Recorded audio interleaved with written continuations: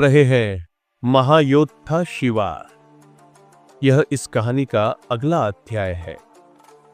तो जैसा कि आपने पिछली बार सुना था, शिवा अपने घर लौट आता है और सभी प्रतियोगिता के बारे में चर्चा करने लगते हैं। यह चर्चा और भी रोचक हो जाती है जब सम्राट रैन भार्गव एक अनोखी घोषणा करते हैं, the first podcast in Indian history. फिर ठाका लगाते हुए सॉरी पार्टी। सब हंस पड़ते हैं, लेकिन असली कहानी तो अब शुरू होती है। सुबह का समय था। हल्की ठंडी हवा बह रही थी। पेड़ों के पत्ते झड़कर जमीन पर एक सुंदर कालीन बना रहे थे और सूरज अपनी पहली किरणों से धरती को सुनहरी आभा दे रहा था।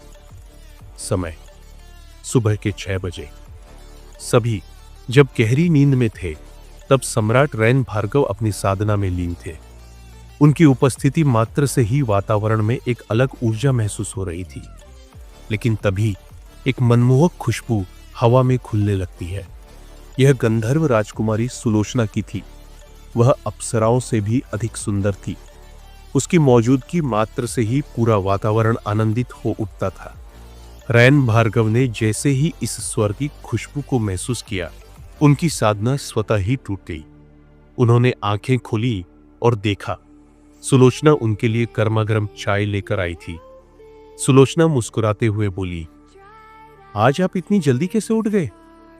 सम्राट रैन भार्गव ने हल्की मुस्कान के साथ उत्तर दिया, आज का दिन थोड़ा विशेष है। आज 11 योद्धा चुने जाएंगे 9 ब्रह्मांडों की प्रतियोगिता के। यह सुनकर सुलोचना हल्की उदासी के साथ पूछ बैठी, तो आप कितने दिनों के लिए जा रहे हैं? लेकिन इस बार सम्राट रैन भार्गव ने एक शरारती मुस्कान के साथ उसका हाथ थामा और बोले, इस बार मैं अकेला नहीं जाऊंगा, तुम भी मेरे साथ चलोगी। यह सुनते ही सुलोचना की आंखों में चमक आ गई। उसकी खुशी चेहरे पर साफ झलक रही थी। सम्राट रैन भार्गव ने उसकी ओर देखते हुए कहा, तुम्हारी सुंदरता वक्त के साथ और बढ़ती जा रही है। सुलोचना शर्मा गई। उसने हल्के से सिर झुका लिया और बोली, आप भी तो बिल्कुल नहीं बदले। लेकिन रैन भार्गव इतनी आसानी से कहां रुकने वाले थे। उन्होंने झट से एक शायरी सुना दी, तेरी हंसी में वो जादू है जो रूह तक उतर जाता है, तेरी नजरें जब मिलती है तो वक्त ठहर जाता है। सुलोचना ने हल्की मुस्कान के साथ उनकी ओर देखा और बोली, आपकी बातें पहले की तरह ही मीठी हैं और यही मुझे सबसे ज्यादा पसंद है। यह सुनकर रैन भार्गव ने उसकी कमर में हाथ डालकर उसे अपनी ओर खींच लिया और बोले, अगर मेरी बातें मीठी लगती हैं तो देखो मेरा प्यार कितना गहरा होगा। कुछ पलों के लिए दोनों एक दूसरे की बाहों में खो, लेकिन तभी एक मासूम सी आवाज आई, पापा, मम्मी, आप दोनों कहां हो? यह उनके बेटे की आवाज थी।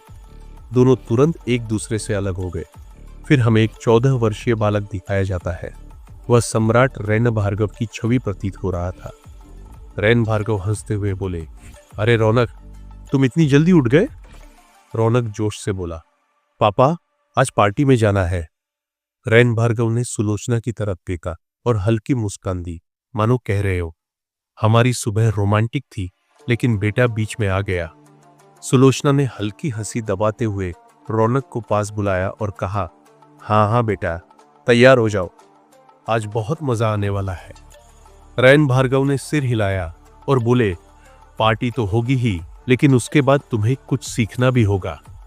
रौनक ने आंखें बड़ी करते हुए पूछा, क्या सीखना होगा? रैन भार्गव मुस्कुराए और बोले, समय आने पर सब पता चल जाएगा। रौनक कुछ सोचता रह गया और वहीं दूसरी तरफ सुलोचना और रैन भार्गव एक दूसरे को देखकर हल्का सा मुस्कुराए। उनके बीच का प्यार अभी भी उतना ही गहरा था। तभी सीन शिफ्ट होता है और हमें रोहन और चहल दिखाई देते हैं, जो पार्टी की तैयारियों में व्यस्त थे। रोहन हल्की मुस्कान के साथ बोला, यह रेन भाई भी कमाल करते हैं। अनाउंसमेंट तो बड़ी बड़ी कर देते हैं, पर असली काम तो हमें ही करना पड़ता है।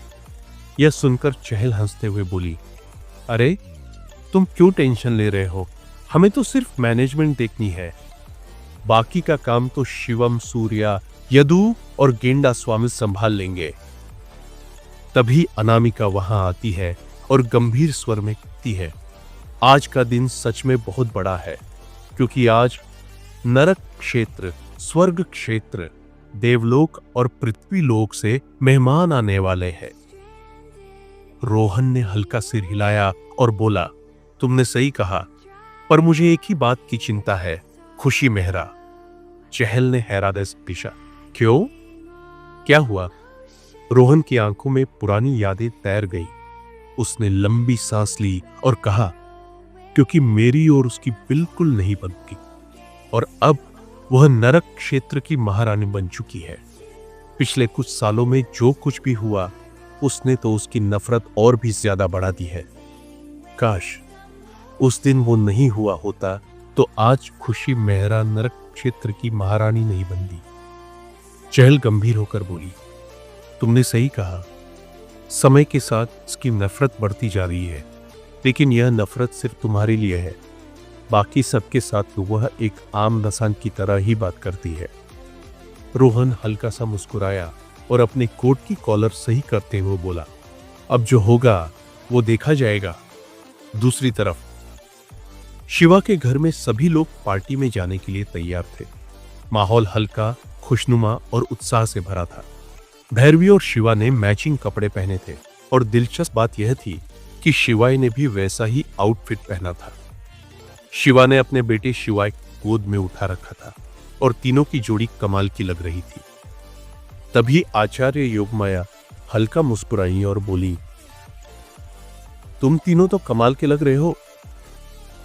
शिवा ने शरारती अंदाज में उनकी तरफ देखा और बोला, और तुम भी इस ब्लू ड्रेस में कम सुंदर नहीं लग रही हो।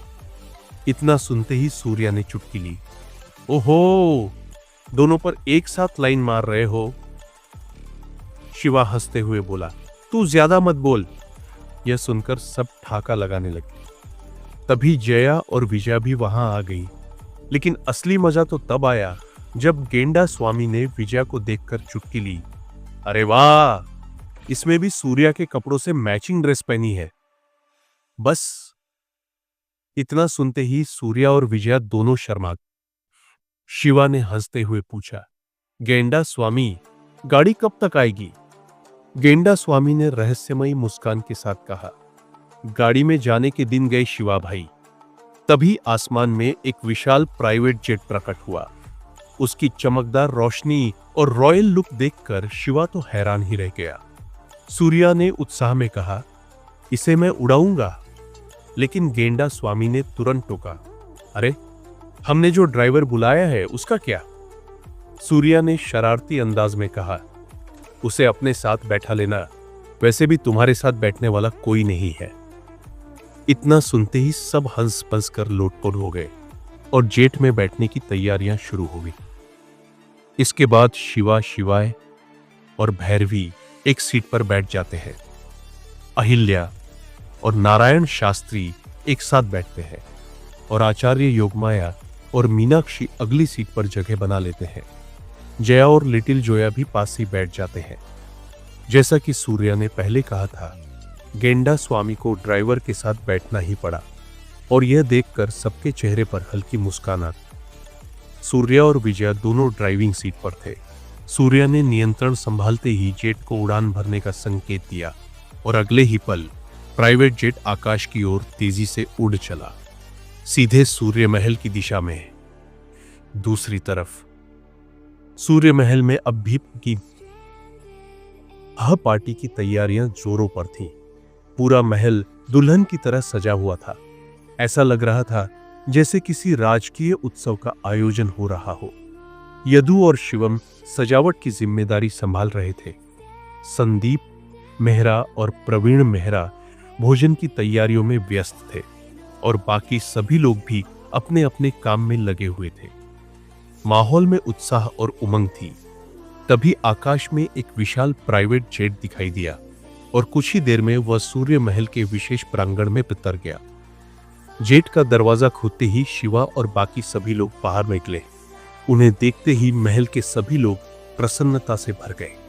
तभी चहल तेजी से उनके पास आई, सभी को प्रणाम किया और फिर आचार्य योगमाया और मीनाक्षी की ओर देखकर बोली, चलो मेरे साथ स्वागत की तैयारी करो। यह सुनकर दोनों हंसते हुए उसके साथ चल दी। उधर यदु ने सजावट का अंतिम निरीक्षण किया और फिर सूर्य और गेंडा स्वामी को अपने साथ मदद के लिए बुला लिया। सभी लोग पूरी लगन से अपने अपने कार्यों में लगे हुए थे और लगभग एक घंटे के भीतर पूरी तैयारी पूर्ण हो चुकी थी। सूर्य महल अब एकदम तैयार था, मानो राजाओं और देवों का एक भव्य आयोजन होने वाला। तभी अचानक एक रहस्यमयी आभा के साथ भयावह शक्तियां वहां प्रकट होने लगी।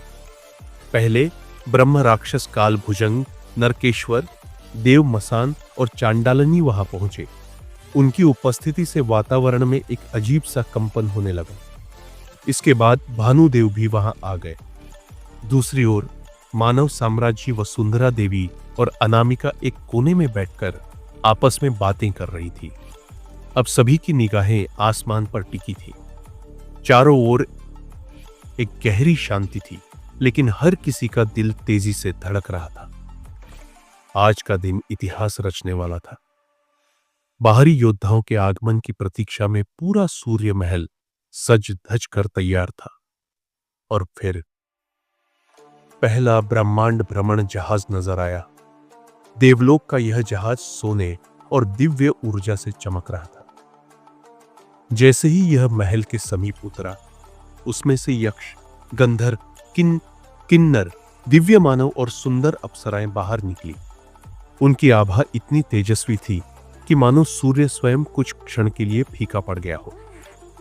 जैसे ही यह दृश्य खत्म हुआ, अचानक आकाश में एक हलचल हुई और समय छेद में एक झंझावात उठा। कुछ ही पलों में समय भ्रमण जहाज प्रकट हुआ। यह स्वर्ग के 7 प्रमुख क्षेत्रों, प्राचीन झुंझुनू कुकुर क्षेत्र, पंखवटी क्षेत्र, प्राचीन कबीला कौल द्वीप क्षेत्र, दिलदारगंज और हिमवर्त क्षेत्र से आया था।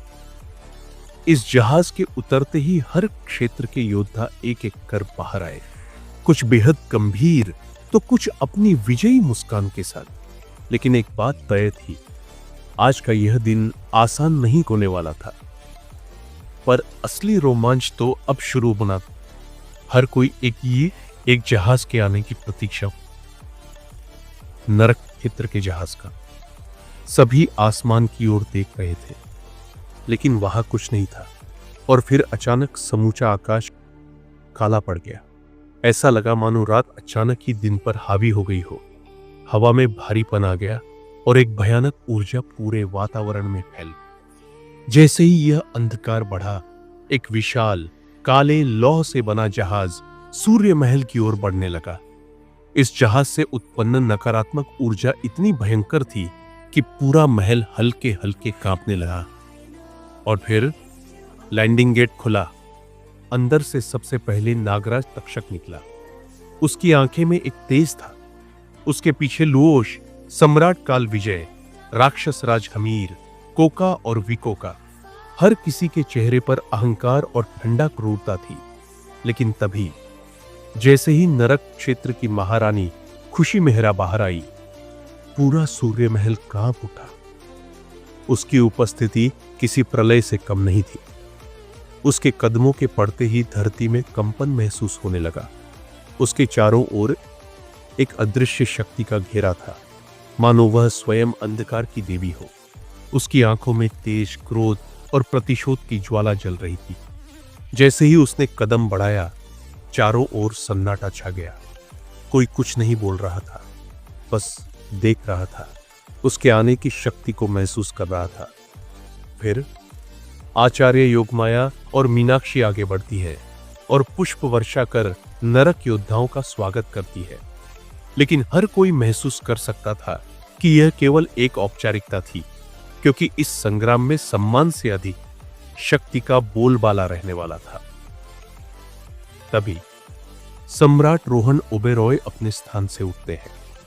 उनकी गूंजती हुई आवाज पूरे सभागार में फैलती है। आप सब कृपया बैठ जाएं। मीटिंग कुछ ही समय में शुरू होने वाली है। उनकी यह घोषणा सुनकर हर योद्धा एक गंभीर मुद्रा में अपनी जगह बैठता है। तभी रोहन हल्की मुस्कान के साथ कहता है, तो आप सभी को यहां आने में कोई दिक्कत तो नहीं हुई? उसके शब्दों में औपचारिकता थी, लेकिन उसकी नजरें हर किसी के हाव भाव को टटोल रही थी। सभी ने सहमति में सिर हिलाया और अलग अलग तरीकों से जवाब दिया, पर एक व्यक्ति पूरी तरह चुप थी। खुशी मेहरा। उसकी आंखों में सिर्फ नफरत थी, और वह नफरत सीधी रोहन की ओर थी। उसकी ठंडी भावशून्य निगाहें एक स्पष्ट संदेश दे रही थी, तुम मेरे लिए कुछ भी नहीं हो। रोहन यह भली भांति समझता था, पर उसने इसे अनदेखा करने की कोशिश की। पर क्या वह वाकई इसे अनदेखा कर पा रहा था? वह अपनी बात जारी रखता रहा, बाकी योद्धाओं से चर्चा करता रहा, लेकिन उसकी नजरें बार बार खुशी की ओर खींच रही थी। उसकी उपस्थिति उसे विचलित कर रही थी, पर वह खुद को संयम में रखे हुए था। तभी रोहन अचानक कहता है, अरे अब तक रैन कहाँ रह गया? दोनों पति पत्नी हमेशा लेट आते हैं। वह हंसते हुए कहता है, पर कहीं न कहीं उसके शब्दों में एक हल्की चिढ़ भी थी। और यह शिवा भी आसपास नहीं दिख रहा। आखिर ये लोग हैं कहां? वह सोच ही रहा होता है कि तभी झुंझुनू सम्राट महेंद्रगुप्त उसकी ओर देखते हुए कहते हैं, वैसे इस बार किन किन योद्धाओं को चुना जाएगा? इस सवाल पर रोहन गंभीर हो जाता है। वह गहरी सांस लेकर कहता है, इसका फैसला रैन भार्गव करेंगे, पर पता नहीं वह कब आएगा। उसने अपनी बात तो कह दी, पर उसकी आवाज में हल्का सा संदेह था। क्या रैन भार्गव सच में इस बार कोई बड़ा फैसला लेने वाले थे, या फिर कुछ ऐसा होने वाला था जिसकी किसी को उम्मीद नहीं थी? और तभी सम्राट रैन भार्गव और गंधर्व राजकुमारी सुलोचना महल में द्वार के अंदर आते गए। उनकी उपस्थिति मात्र से पूरे महल में एक अद्भुत ऊर्जा भर जाती है। रैन भार्गव एक ऐसा योद्धा जिसकी गूंज 9 ब्रह्मांडों तक फैली थी, और सुलोचना जिसकी सुंदरता और तेजस्विता अप्सराओं को भी मात देती। दोनों के साथ उनका पुत्र रौनक भी था, जो अपने पिता की ही छवि प्रतीत हो रहा था। बाहर खड़ा शिवा, जो यदु और गेंडा स्वामी से मजाक कर रहा था, अचानक गंभीर हो जाता है। उसकी नजर जैसे ही सम्राट रैन भार्गव पर पड़ती है, वह मुस्कुराकर कहता है, लगता है मीटिंग में जाने का समय हो गया। गेंडा स्वामी और यदु भी उसकी ओर देखते हैं, और उनकी हंसी धीरे धीरे एक उत्सुकता में बदल जाती है। अंदर जैसे ही रैन भार्गव और सुलोचना प्रवेश करते हैं, उनका भव्य स्वागत किया जाता है। देवताओं और योद्धाओं द्वारा उन पर फूलों की वर्षा की जाती है। पूरा महल जय सम्राट रैन भार्गव के उद्घोष से गूंज उठता है। सुलोचना तुरंत चहल का हाथ बटाने लगती है, अपने स्वाभाविक कोमल स्वभाव के साथ। वह महारानी होते हुए भी अपने कर्तव्यों में सबसे आगे रहती थी। उधर रैन भार्गव बिना समय गंवाए मीटिंग कक्ष की ओर बढ़ते हैं। उनकी चाल में वही पुरानी दृढ़ता और आत्मविश्वास झलक रहा था। अब सवाल यह था, किन योद्धाओं का चयन होगा इस महान युद्ध के लिए? कौन होगा इस महायुद्ध का हिस्सा? और सबसे बड़ा सवाल, जब आमने सामने होंगे पुराने दुश्मन नागराज तक्षक और शिवा, तब क्या होगा? उनके बीच की दुश्मनी किस मोड़ पर जाएगी? जानने के लिए सुनते रहिए महायोद्धा शिवा।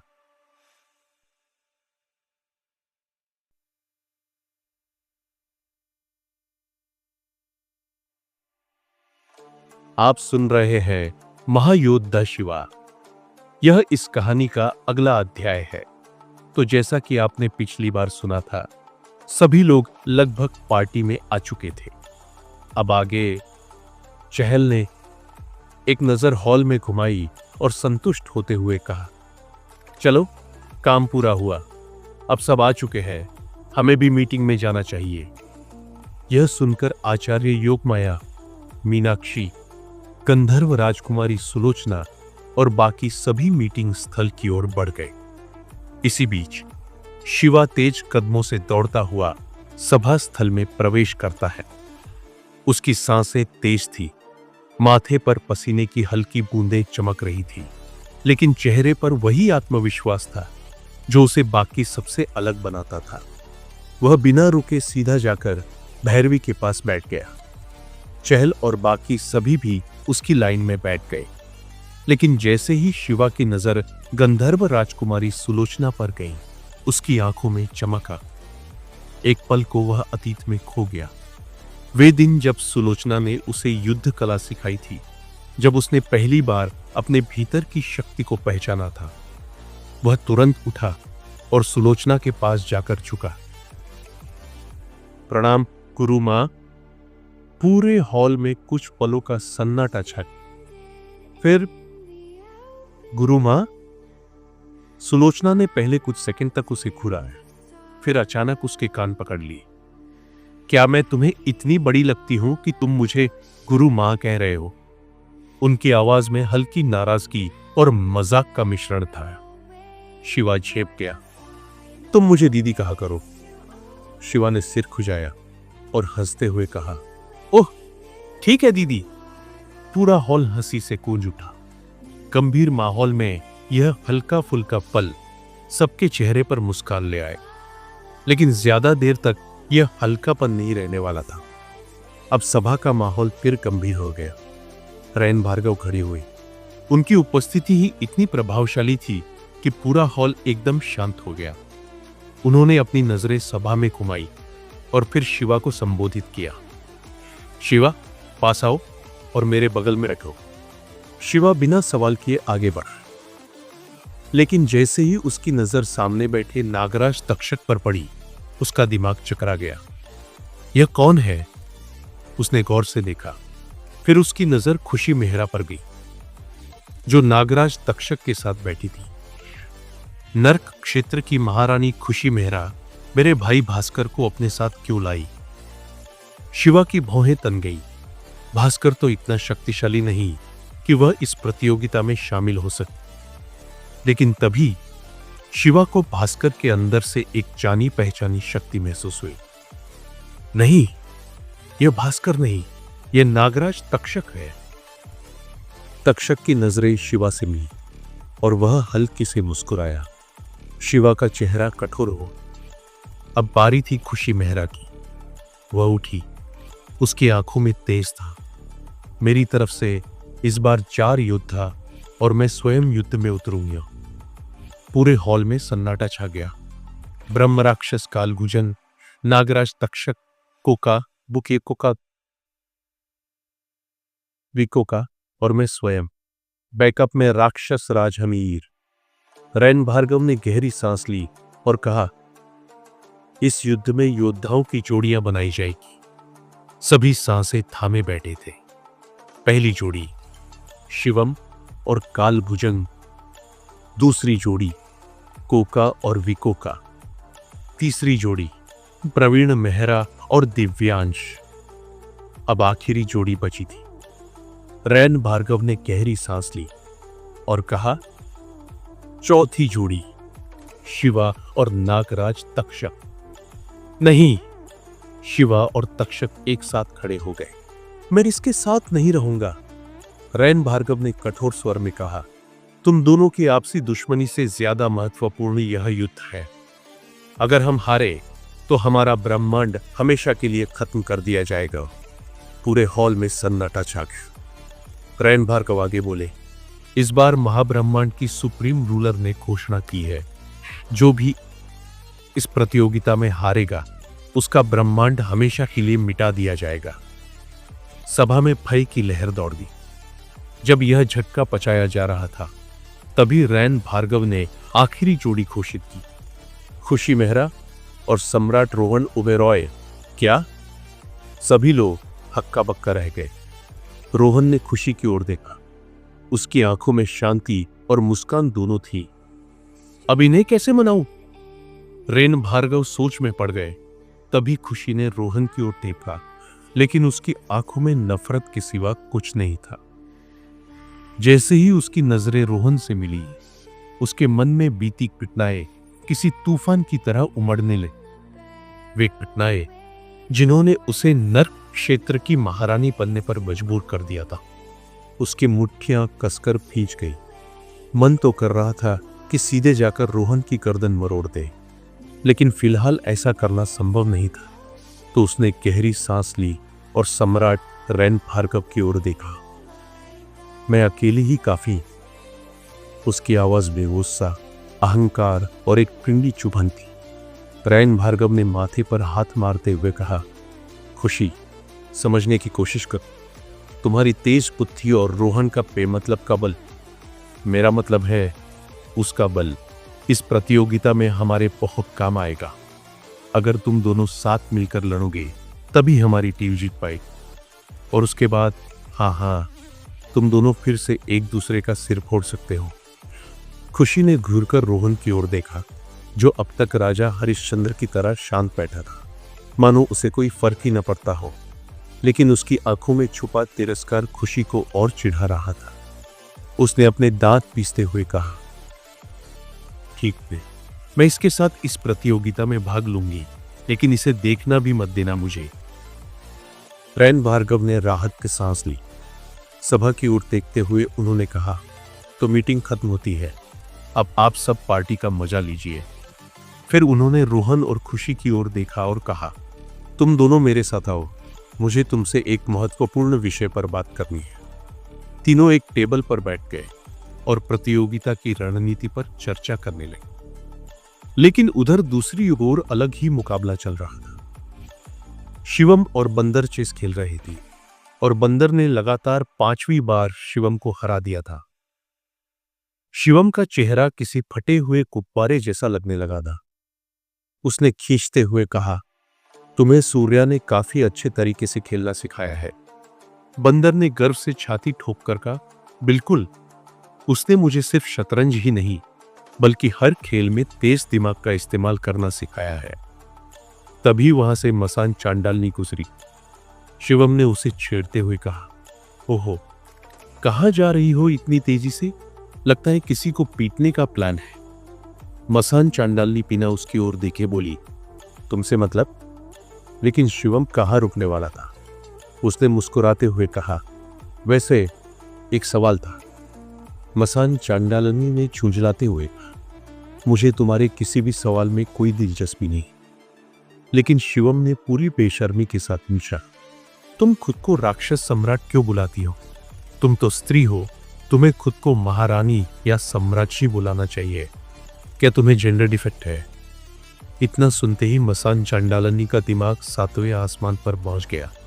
उसकी आंखों में आग जल उठी, लेकिन वह कुछ कहने ही वाली थी कि सम्राट रैन भार्गव, जो अगली टेबल पर बैठे थे, यह सुनकर सख्त लहजे में बोले, खुशी, रोहन, तुम दोनों यही रुको, मुझे इस मूर्ख लड़के को थोड़ा ज्ञान देना है। शिवम, जिसने अब तक अपनी गलती समझी भी नहीं थी, मुस्कुराते हुए बोला, कोई बात नहीं सम्राट, ज्ञान ग्रहण करने के लिए मैं हमेशा तैयार हूं। रैन भार्गव उसकी ओर बढ़ते हुए बोले, अच्छा बेटा, आज तुम्हें असली ज्ञान मिलेगा।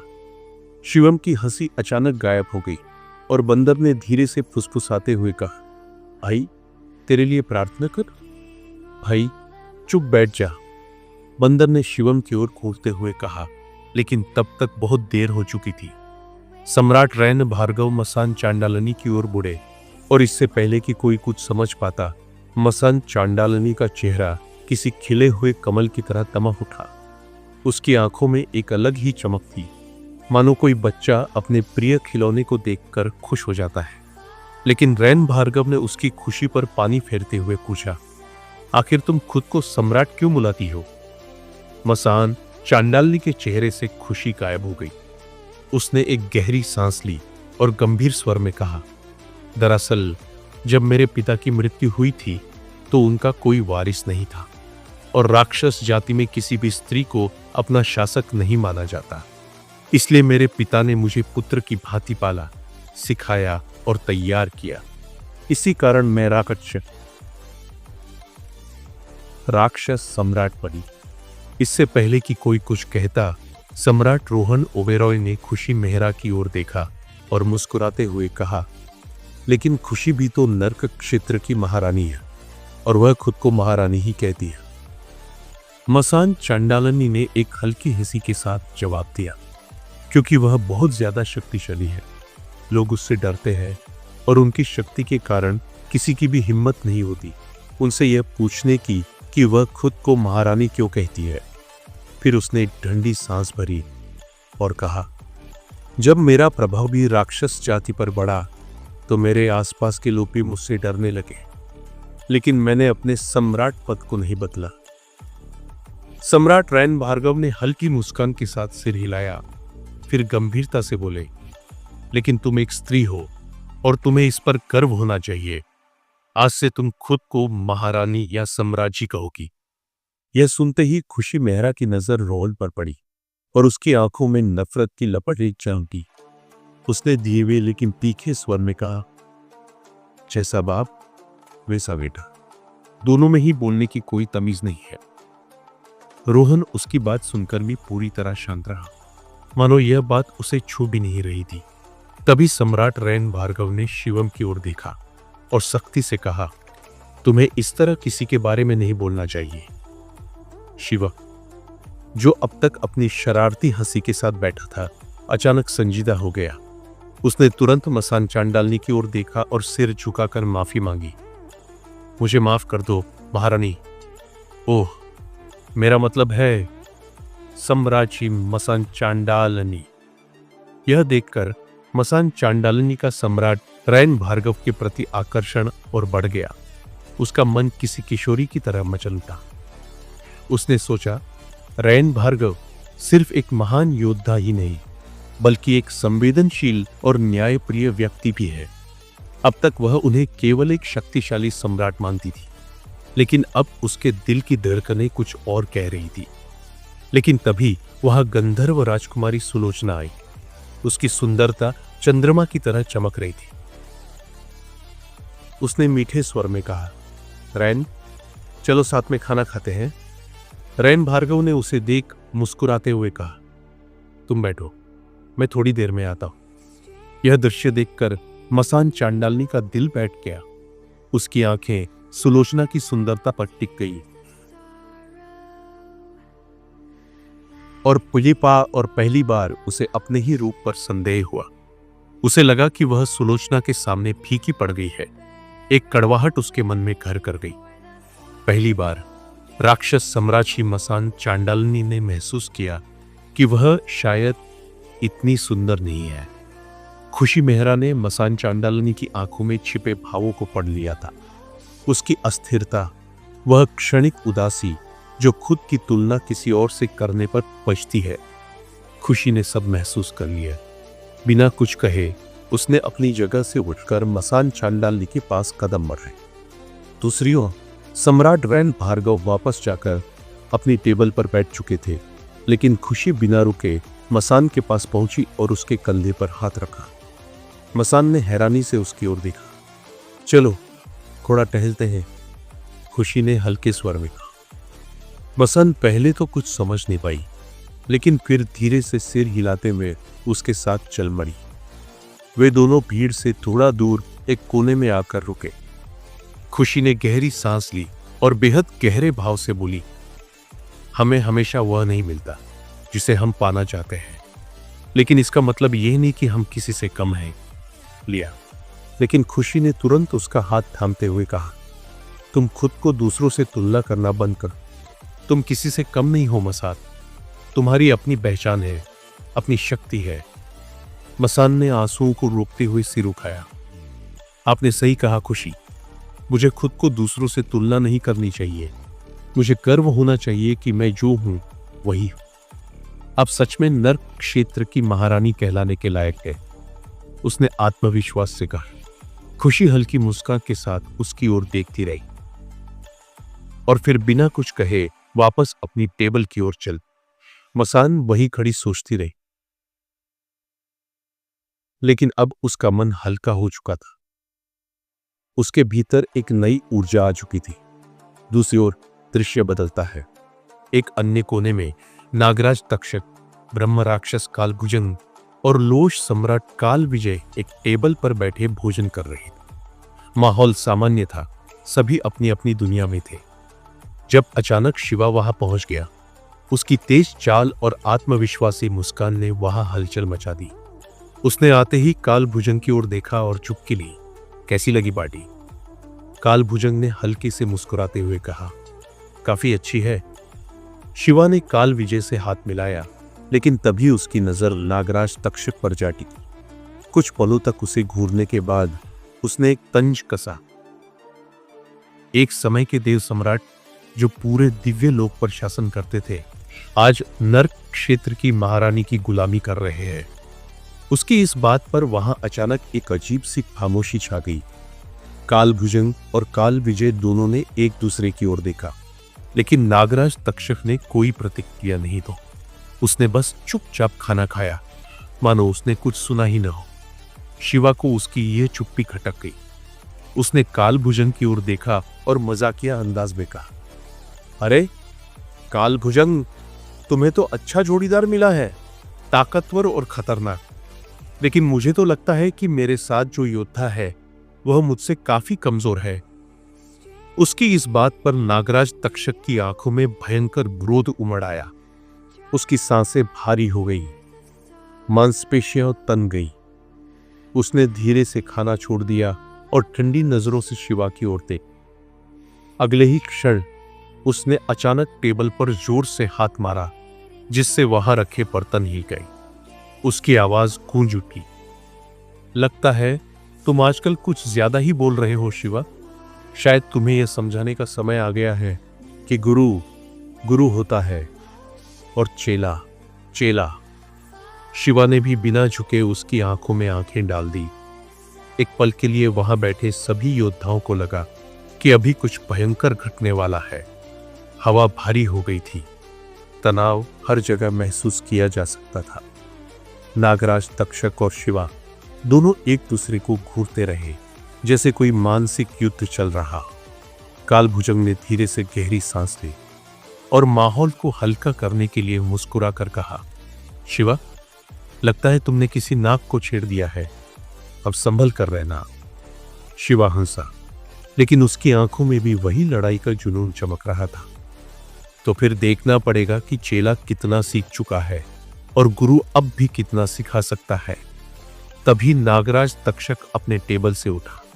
उसकी आंखों में गुस्से की चमक थी। उसने एक पल भी कमाए बिना तेज कदमों से शिवा की ओर बढ़ना शुरू किया। शिवा भी मुस्कुराता हुआ अपने स्थान से आगे बढ़ा। उसकी चाल में आत्मविश्वास झलक रहा था। जैसे ही दोनों एक दूसरे के करीब पहुंचे, उन्होंने अपने मुख के ताने और पूरी शक्ति से वार किया। अगले ही क्षण उनकी मुक्कों की टक्कर से इतनी भयंकर ऊर्जा निकली कि पूरा महल हिल उठा। फर्श कंपन करने लगा, मेजों पर रखे बर्तन उछल गए और ऐसा लगा मानो वहां भूकंप आ गया हो।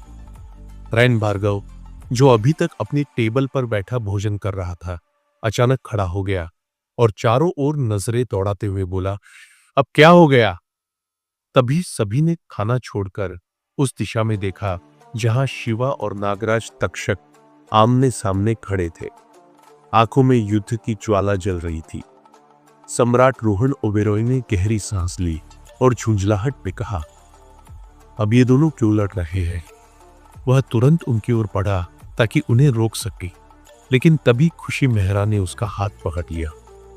यही सही समय है इनके शक्ति परीक्षण का, खुशी ने दृढ़ता से कहा। रोहन भौचक्का रह गया। अरे, पर ये पार्टी खराब क्यों कर रहे हैं? इस पर रैन भार्गव हंसते हुए बोला, अरे, अब तो पार्टी में रौनक आई है। यह सुनते ही रोहन ने गहरी सांस ली और स्थिति को नियंत्रित करने के लिए 100 मीटर के दायरे में एक सुरक्षा कवच सक्रिय कर दिया ताकि बाकी मेहमानों को कोई चोट न पहुंचे। अब नागराज तक्षक और शिवा के बीच हैंड टू हैंड कॉम्बैट शुरू हो चुका था। शिवा बेहद तेज और फुर्तीला था, लेकिन नागराज तक्षक की मारक क्षमता और अनुभव कहीं ज्यादा था। वह हर वार पर हावी हो रहा था, एक के बाद एक हमले शिवा पर बरसा रहा था। इसका एक बड़ा कारण यह भी था कि वह नर्क क्षेत्र की महारानी खुशी मेहरा का शिष्य था और यह सर्वविदित था कि खुशी मेहरा को हैंड टू हैंड कॉम्बैट में कोई भी नहीं हरा सकता, भले ही वह सम्राट रोहन ओबेरॉय ही क्यों ना हो। शिवा पूरी कोशिश कर रहा था कि खुद को बचा सके, लेकिन नागराज तक्षक की गति और ताकत के आगे वह अभी तक एक भी वार नहीं कर सका था। अचानक तक्षक ने अपनी पूरी शक्ति से एक जोरदार घूंसा शिवा के चेहरे पर। घूंसे की तीव्रता इतनी जबरदस्त थी कि शिवा हवा में उछल और सीधा सुरक्षा कवच से टकराया। टकराते ही एक तेज धमाका हुआ और शिवा नीचे गिर पड़ा। उसके होठों से खून की धार बहने लगा, लेकिन इसके बावजूद वह मुस्कुराया। शिवा ने धीरे धीरे उठते हुए अपने खून को पोंछा और हंसते हुए कहा, वाह नागराज तक्षक, तुम तो पहले से काफी ताकतवर हो चुके हो। उसकी आंखों में लड़ाई की ललक अब और भी ज्यादा बढ़ चुकी थी।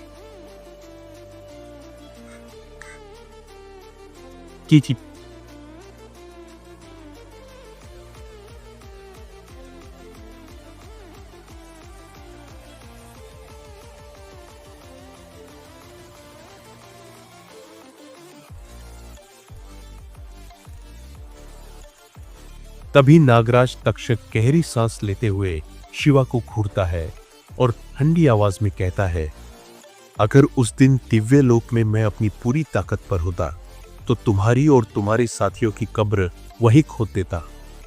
उसकी आंखों में गुस्से की लपटें साफ नजर आ रही थी। शिवा हल्की मुस्कान के साथ कहता है, अब कड़े मुर्दे उखाड़ने से क्या फायदा। फिर उसने अपने दिव्य बिजलियां त्रिशूल को निकाल लिया। त्रिशूल के प्रकट होते ही बिजली कड़कने लगी और पूरी जगह एक रहस्यमयी आभा से घिर गई। यह देखकर नागराज तक्षक भी गंभीर हो गया और अपनी तलवार निकाल ली। यह वही तलवार थी जिसकी गिनती ब्रह्मांड के 7 सबसे महान तलवारों में होती थी। उसकी तलवारबाजी का कोई सानी नहीं था। जैसे ही दोनों ने अपने अपने अस्त्र संभाले, वे बिजली की गति से एक दूसरे पर टूट पड़े। उनकी टक्कर से चारों ओर ऊर्जा की लहरें फैलने लगी। हर वार इतना शक्तिशाली था कि जमीन पर दरारें पड़ने लगी। तलवार और त्रिशूल की टक्कर से उठने वाली चिंगारियां एक अद्भुत दृश्य बना रही थी। लगभग 1 घंटे तक चले इस घमासान युद्ध में दोनों योद्धा पूरी तरह घायल हो चुके थे, परंतु कोई भी हार मानने को तैयार नहीं था। तभी शिवा ने अपनी अंतिम चाल चलते हुए काल शस्त्र का प्रयोग किया। यह देखकर नागराज तक्षक मुस्कुराया और बिना किसी डर के अपनी शक्ति बढ़ाने लगा। वह इस वार को बड़ी आसानी से रोक सकता था, परंतु उसने भी काल शस्त्र का ही प्रयोग किया। जैसे ही दोनों के अस्त्र आपस में टकराए, एक भयानक विस्फोट हुआ।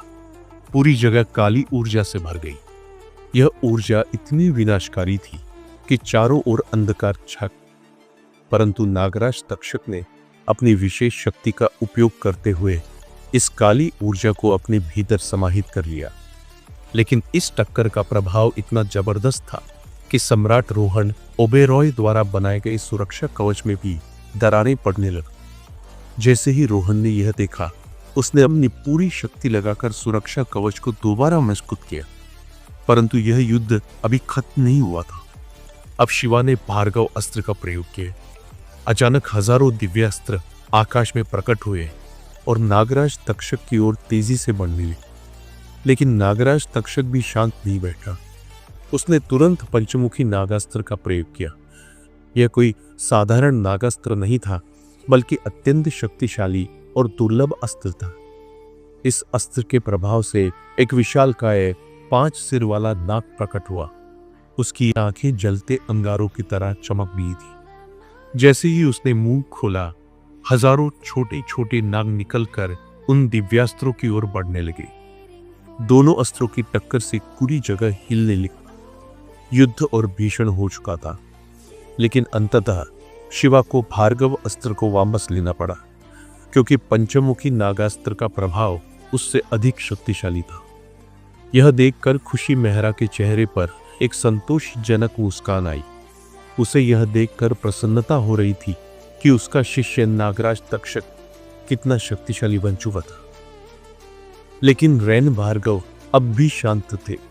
उनके चेहरे पर कोई भाव नहीं था, लेकिन उनकी आंखों में एक गहरी समझ झलक रही थी। उन्हें पता था कि शिवा और नागराज तक्षक ने अभी अपनी पूरी शक्ति का उपयोग नहीं किया। यह केवल एक शुरुआत थी। तभी शिवा ने भगवान शेषनाग के ब्रह्मास्त्र का प्रयोग किया। उसकी आंखों में एक दिव्य आभा थी और जैसे ही उसने अपने अस्त्र को छोड़ा, आकाश में बिजली कड़कने लगी। यह देखकर नागराज तक्षक भी गंभीर हो गया।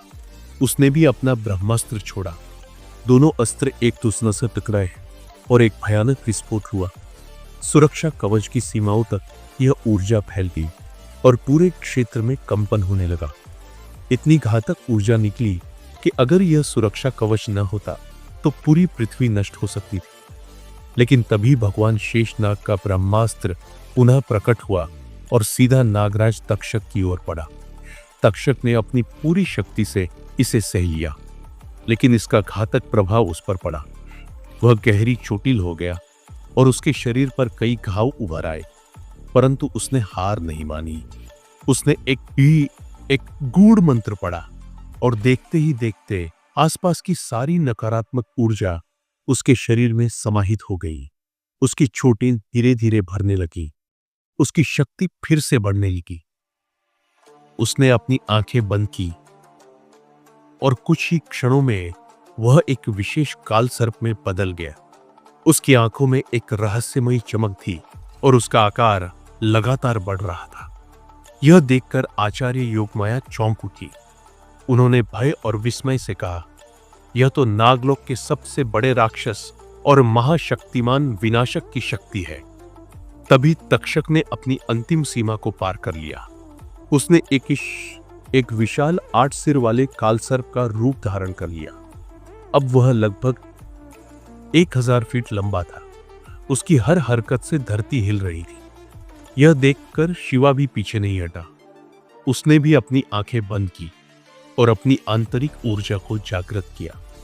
कुछ ही पलों में वह भी एक 1000 फीट बड़े नाग दैत्य में बदल, परंतु उसके सिर पर 9 मणियां चमक रही थी।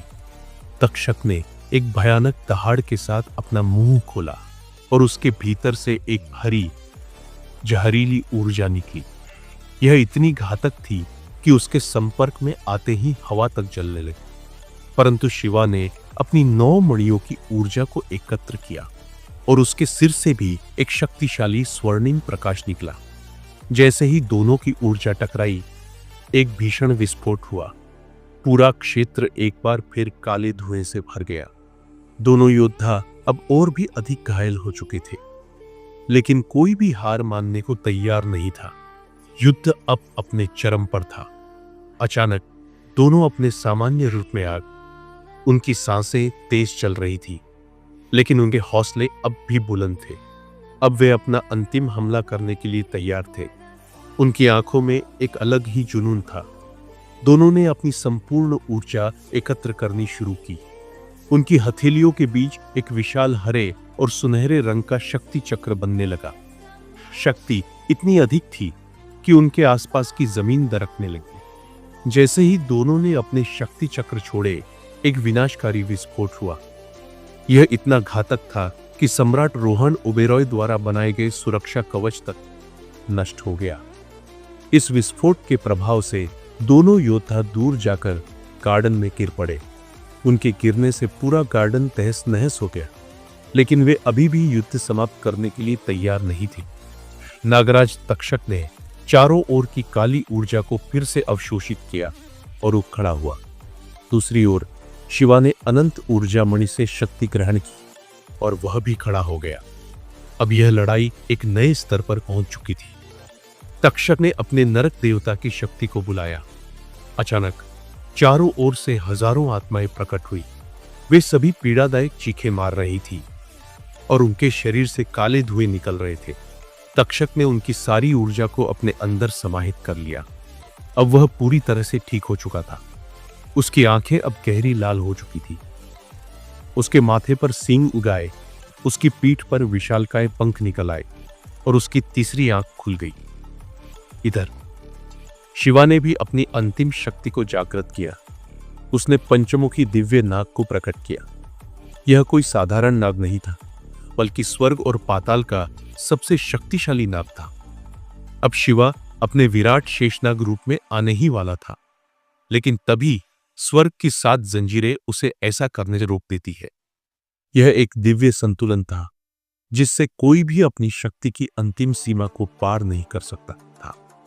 लेकिन शिवा ने हार नहीं मारी। उसने अपनी सभी मणियों की ऊर्जा को समाहित किया और एक भयानक अस्त्र का निर्माण किया। यह अस्त्र इतना शक्तिशाली था कि इसकी ऊर्जा ने पूरे क्षेत्र को हिला कर रख दिया।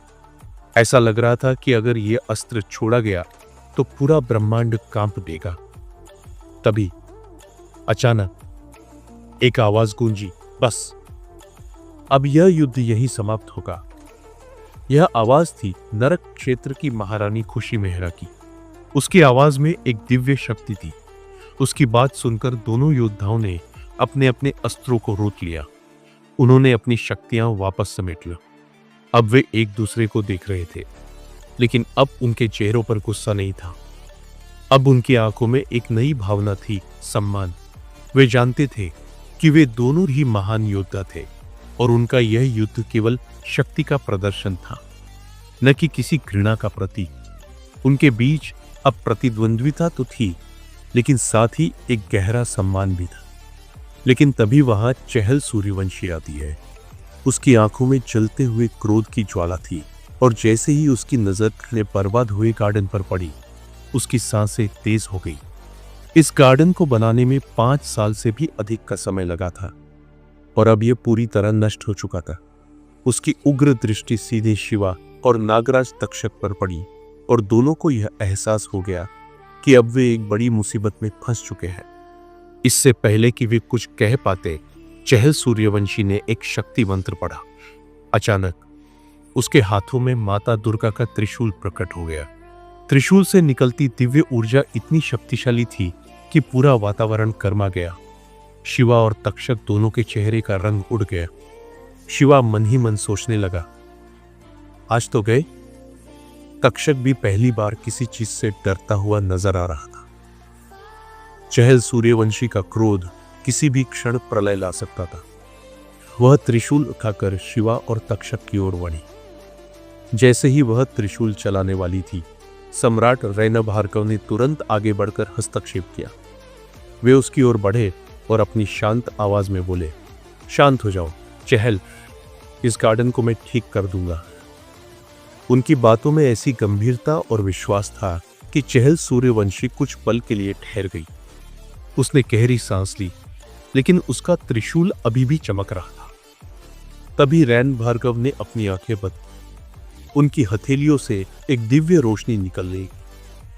यह रोशनी इतनी पवित्र और शक्तिशाली थी कि पूरे वातावरण में सकारात्मक ऊर्जा फैल। देखते ही देखते नष्ट हुआ गार्डन फिर से जीवंत हो उठा।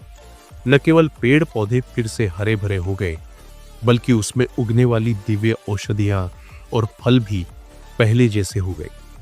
सुगंधित फूलों की महक फिर से हवा में घुल गई और जो गार्डन कुछ मिनट पहले मृत दिख रहा था, वह पहले से भी अधिक सुंदर नजर आने लगा। यह देखकर शिवम मुस्कुराया और बोला, मेरी छोटी माँ जितना प्यार अपने बच्चों से करती है, उतना ही प्यार इस गार्डन से भी करती है। यह सुनकर खुशी मेहरा ने हल्की हंसी के साथ कहा, एक छोटे से गार्डन के लिए इतना कौन नाराज होता है। लेकिन चहल सूर्यवंशी ने उसकी ओर गहरी नजरों से देखा और बिना कुछ कहे त्रिशूल को गायब कर दिया। लेकिन उसकी आंखों में अब भी एक चेतावनी थी, इस गार्डन को फिर से नुकसान नहीं पहुंचना चाहिए। तभी तक्षक जाकर खुशी मेहरा के पास खड़ा हो जाता है और शिवा रैन भार्गव के पास। पार्टी का माहौल धीरे धीरे सामान्य हो रहा था। सम्राट रैन भार्गव, रोहन और खुशी एक बार फिर से गंभीर चर्चा में डूब गए। खुशी मेहरा की आंखों में गंभीरता थी। उन्होंने धीमे लेकिन सधे हुए स्वर में कहा, हमें अपने योद्धाओं को और भी ताकतवर बनाना होगा। अभी भी मुझे नहीं लगता कि वे ब्रह्मांडीय स्तर के योद्धाओं का मुकाबला कर सकते हैं। और सबसे अहम बात, शिवा और तक्षक अपनी पूरी शक्ति से नहीं लड़े। यह तो सिर्फ उनकी 50% शक्ति थी। यह सुनकर वहां मौजूद सभी योद्धा हैरान। अगर यह बस आधी शक्ति थी तो पूरी शक्ति का अंदाजा लगाना भी मुश्किल था। रैन भार्गव ने गहरी सांस लेते हुए गंभीर स्वर में कहा, यह मुकाबला आज से 1 साल बाद होगा, लेकिन इसकी तैयारी हमें अभी से शुरू करनी हो। उनकी आवाज में एक राजसी ठहराव था, जिससे सभी योद्धाओं में एक नई ऊर्जा का संचार हुआ। फिर उन्होंने आगे कहा, आज से 2 महीने बाद इन सबकी ट्रेनिंग शुरू होगी। ये सभी 8 महीने तक यहीं रहेंगे और अपनी शक्ति को चरम सीमा तक पहुंचाएंगे। हमें अपने हर योद्धा को इस युद्ध के लिए पूरी तरह तैयार करना होगा। रैन भार्गव की ये बातें एक भविष्यवाणी जैसी थी।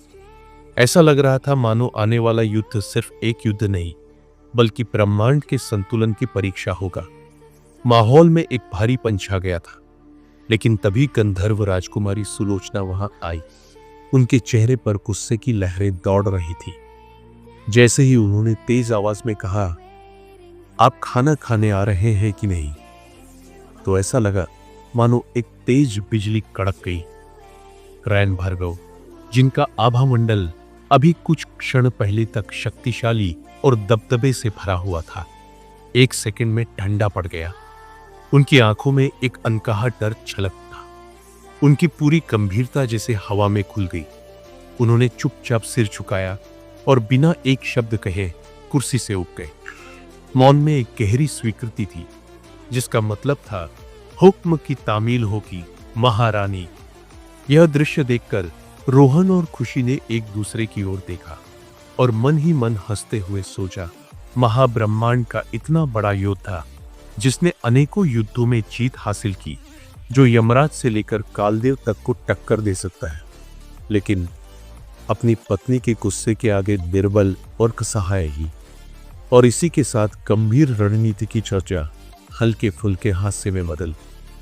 तभी एक वेटर रोहन और खुशी के लिए खाने की प्लेट लाता है और उसे टेबल पर रख देता है। खुशी मेहरा की नजर जैसे ही टेबल पर पड़ी, उनका चेहरा सख्त हो गया। उन्होंने बिना कोई संकोच कह दिया, मैं इसके साथ बैठकर नहीं खाऊंगी। उनकी आवाज में ऐसा गुस्सा और दृढ़ संकल्प था कि पूरे हॉल में एक पल के लिए सन्नाटा छा गया। फिर वे अपनी कुर्सी पीछे खिसकाकर उठी और अपने योद्धाओं के पास जाकर बैठ गई।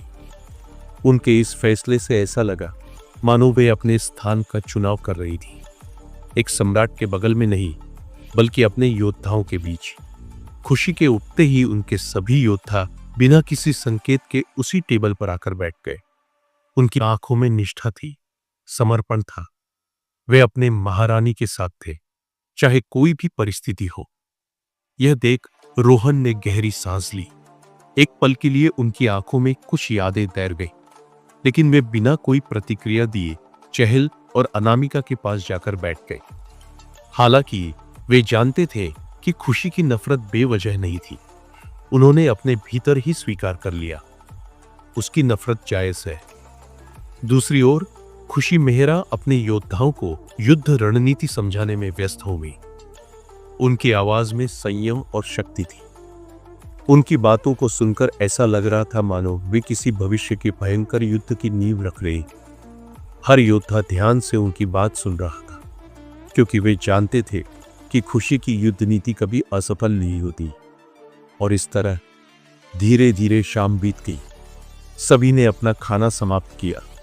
कुछ ने चर्चा की, कुछ ने अपने भीतर नई प्रतिज्ञाएं ली, और फिर एक एक कर सभी अपने अपने घर लौट गए।